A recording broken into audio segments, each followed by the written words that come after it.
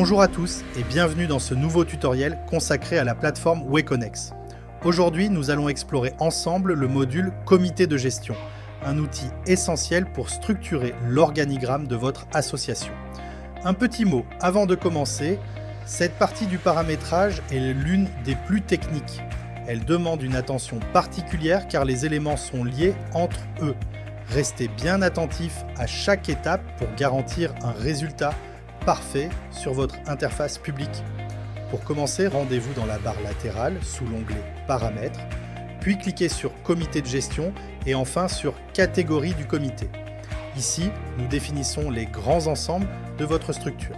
Comme vous le voyez à l'écran, vous pouvez cliquer sur le bouton vert « Ajouter un E nouveau L ». Donnez un nom à votre catégorie, par exemple « Bureau exécutif » ou « Comité technique ». Choisissez si vous souhaitez que cette catégorie s'affiche sur la page d'accueil de votre site. N'oubliez pas d'activer le statut avant de sauvegarder. Une fois vos catégories créées, passons aux désignations. C'est ici que vous définissez les titres précis des membres.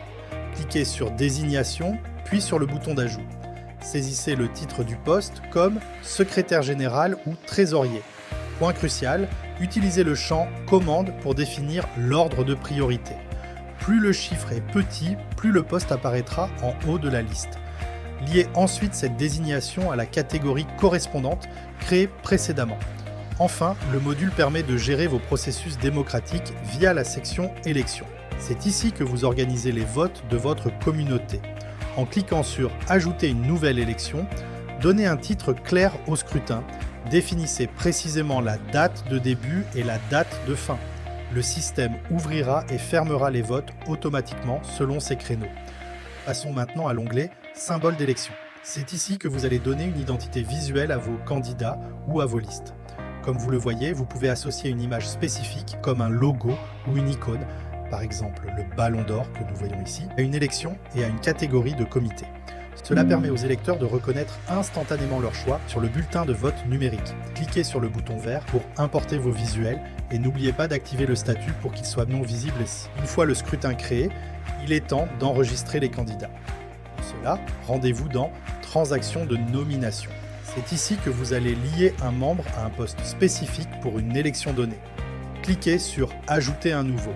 Sélectionnez l'élection concernée, le comité et la désignation, le poste visé.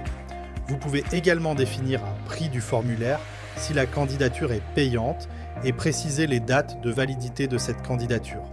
Astuce, le champ titre vous permet de donner un nom accrocheur à la campagne du candidat, par exemple pour un avenir solidaire. Une fois sauvegardé, le candidat apparaît dans la liste avec un statut Upcoming à venir ou actif selon vos dates. Pour finaliser l'aspect institutionnel, la section Membres du Conseil vous permet de lister officiellement les personnes qui occupent actuellement des fonctions indépendamment des élections en cours. Dans ce formulaire, remplissez les informations de contact, nom, email, téléphone. Attribuez-leur un mot de passe s'ils doivent avoir un accès spécifique. Le plus important, téléchargez une photo professionnelle pour chaque membre. Cela humanise votre association et renforce la confiance de vos adhérents lorsqu'ils consultent l'organigramme sur le site. Enfin, le menu Gérer le vote est votre tableau de bord de supervision. Voilà, vous avez maintenant les bases pour configurer votre comité et vos élections. Merci de votre attention et à bientôt pour un prochain tutoriel.